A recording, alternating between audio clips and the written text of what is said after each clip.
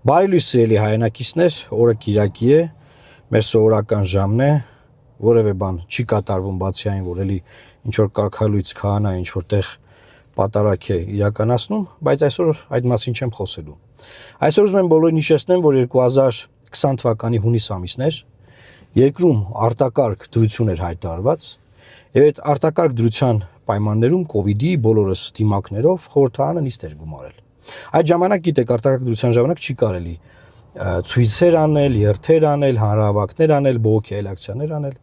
Խորհրդարանը նիստ էր գումարել եւ որոշում էր, որ գույքահարկը երկրում պետք է սաստիկ, ես կասեի սաստիկ, թանկանա։ Եվ մենք բողոքում էինք, կռվում էինք, միակ խմբակցությունն էինք խորհրդարանում, որ կռիվ էինք տալիս դրա համար, որովհետեւ մյուս խմբակցությունը բոյկոտ էր հայտարարել, եւ միակ խմբակցությունն էինք, որ դեմ քվեարկեցինք գույքահարկի թանկացման այդ օրենքին։ Այսինքն, այս իշխանությունը գույքահարկը թանկացրեց արտակարգ դրության պայմաններում։ Ես ուզում եմ ձեզ հիշեցնել, թե ինչ էր դա նշանակում։ Ուրեմն, ըստ այդ փոփոխությունների 21 թվականից պետք է մարդիկ վճարեին 25% ավել գույքահարկ, քան մինչ այդ վճարել էին։ 22 թվականին 30%, 23 թվականին 35%, 24 թվականին արդեն 50% ավել եւ 25 թվականին 75%, դա անցյալ տարի էր։ Հիմա 26 թվականն ասելի հայրենակիցներ, այս տարի 100%-ով ավելանում է 21 թվականի համեմատած գույքահարկի գումարը։ Երևան քաղաքում, մարզերում, Վանաձոր, Գյումրի բոլոր տեղերում։ Հիմա ես մարզերում եմ, պատտվում ենք, հանդիպումներ ենք իրականացնում։ Ես ուզում եմ բոլորին հիշեցնել, որ միակ ուժը, որ կռիվ տվեց դրա դեմ, եւ բոլորը մեզ ասում էին թողեք աշխատեն, նոր ա եղել հեղափոխություն, արա քիչ եք թողում աշխատեն այս մարդիկ։ Հեղափոխություն ա եղել, թողեք, վայ, վատ ռեժիմը, այդ հանցագործներին մերժել են, թողեք աշխատեն, ասում եք ժողովուրդ ջան, հասկացանք։ Մենք էլ ենք բոլոր հանցագործներին դեմ։ Բայց չի կարելի գույքահարկը այդ մասշտաբների թանկացնել։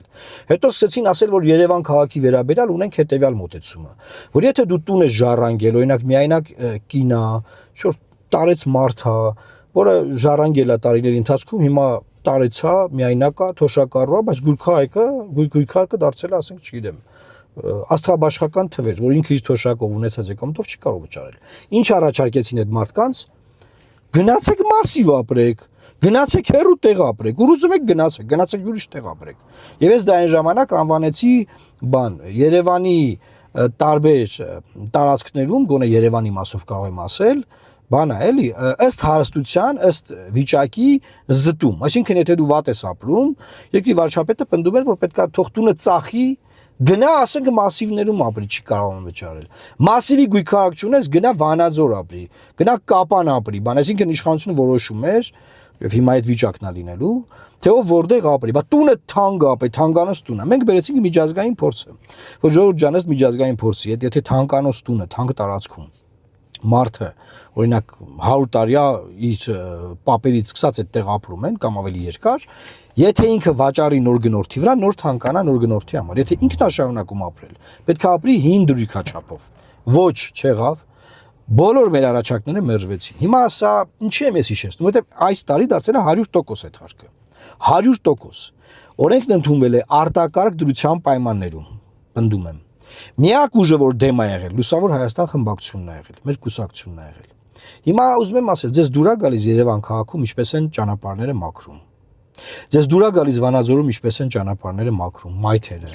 Ձեզ դուր է գալիս համայնքային ծառայությունները։ Համայնքային ծառայություն գոյություն ունի, աղբավայրը ոնց են այրում եւ այդ ծուխը շնչում ենք մենք։ Այդ շներով չեն զբաղվում, օրինակ այդ պետք է այդ կենտրոնները ստեղծվեին, ստեղծվեին։ Ուզում եմ ասեմ, որևէ ծառայություն, որակ երկրում չունի սիրելի հայրենակիցներ։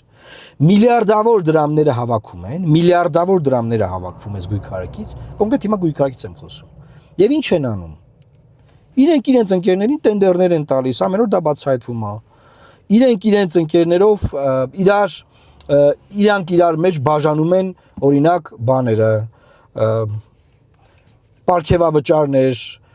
իրար պրեմիաներ տալ, ասենք ապարքեվաճարել չի կոչվում, վարչապետին ասում ինչքան փող ես ապարքեվաճար ստացել, ասում է բանա։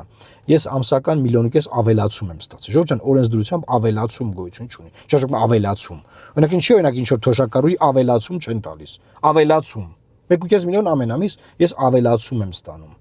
Ավելացում, ժողովուրդ ջան, ավելացում է լինելու մեր երկրում։ Եվ ուզում եմ ասել էլի ժողովուրդ ջան, ասենք լավ ձեն չենք անում, չենք ուզում, մենք այն ժամանակ կռիվ ենք տալիս, մեզ ինչ ասես ասում եք, որտեղ հեղափոխությունը նոր եղել, իշխանության ռեյտինգը բարձր էր, դեռ պատերազմը չէր եղել, բան տենց այդ բանի մեջ էինք, էլի։ Ես որպես ապացույց նաև ուզում եմ ձեզ ցույց տալ, որ չասեք, էլի բանա ասում, հա։ Ձևի բողոքի ձայնը ինչ է։ Ես եմ։ Իսկ դուք անում եք շատ վատ բան այդ ժամանակաշրջան։ Ուսալ Հայաստանը դեմա քվեարկելու քաղաքացիների հարկային բեռը ավելացնող այս նախաձեռնությանը։ Եվ խորհուրդ ենք տալիս հետ տանի։ Ինքալը խմբակցությունից խոսի Բաբկեն Թունյանը։ Բաբկեն Թունյանն եկավ ու այնտեղ բան, այսինքն ժողովուրդ ջան, ինչ եմ ուզում էլի ասեմ։ Ախր դուք որ սենց ասեմ կարող նեղանակ, բայց պետք է անկեղծ խոսալ, դուք արած աշխատանքնել ընդդիմության չեք գնահատել։ Այսինքն ձեր շահերի պաշտպանության համար միակ ֆրակցիան, որ կռիվատվել, Լուսավոր Հայաստան կուսակցությունն է եղել, եկել ընտրություններ, դուք գնացել եք օրինակ Նիկոլ Փաշինյանին էլ ընտրել եք, հետո ընտրել եք Ռոբերտ Քոչարյանի ֆրակցիային ու Սերժ Սարգսյանի ֆրակցիային։ Եկեք հայմատենք նայենք, մենք ոնց ենք աշխատել, իրանք ոնց են աշխատել։ Սա էլ ուղղակի տենց որպես հավելում ասեմ, էլի այս ամեն ինչին։ Վերջին հաշվով սիրելի հայրենակիցներ, այս տարի, երբ որ 100%-ով ավելանում է գույք հարկը, ուզում եմ հիշեցնել, որ նաև կան ընտրություններ։ Եվ մենք բոլորին կոչ ենք անում, որ մենք կարող ենք այս ընտրություններով, եթե միահամուռ ուժերը ներդնենք, կարող ենք այս իշխանությունը փոխել։ Բնականաբար որ իշխանությունը փոխենք, այս գույք հարկի, այս անարդար օրենքը բնականաբար կվերանայենք։ Բնականաբար կվերանայենք ձեզ թալանելու այս ամեն ինչը, որ կկանգնեցնենք։ Կկանգնեցնենք այս թալանը, ժողովուրդ։ Թալանում են մեզ բոլորիս։ Մենք չենք ստանում բարձր որակյալ ծառայություններ կամ ընդհանրապես չենք ստանում ծառայություններ։ Բայց այդ փողերը գանձվում են։ Եվ հուսով եմ բոլորը լավ հիշեցիք, չէ՞, կոവിഡ്ի ժամանակ, արտակարգության ժամանակ, որ ցույցեր, երթեր, ոչ մի բան հնարավոր չէր անել այդ ժամանակ։ Մենք կարող ենք ելույթ ունենալ եւ դեմ քվեարկել եւ դա արել ենք։ Դե հիմա բան արեք, մտեք on-line ստուգեք, դե տեսեք 100%-ով իշխանված ձեր գույք հարկը թանկանում այս տարի։ Ու տեսեք դուք գոհ եք դրանից, տեսեք դրա դիմաց ծառայություն ստանում եք թե չէ։ Ու տեսեք ինչ եք անելու հունիսի 7-ին սպասվող ընտրությունների ժամանակ։ Սիրելի հայրենակիցներ, այսօր այսքանը, խնդրում եմ տարածել ըստ տեսանյութը, որ մարդիկ իմանան ինչ են բերել իրանց գլխին ու ինչա գալիս։ Եվ միահամուռ բոլորով համախմբված այս տարի կանգնեցնենք այս արհավիրքը։ Լավ մնացեք, Աստված պահապան Հայաստանի Հանրապետությանը։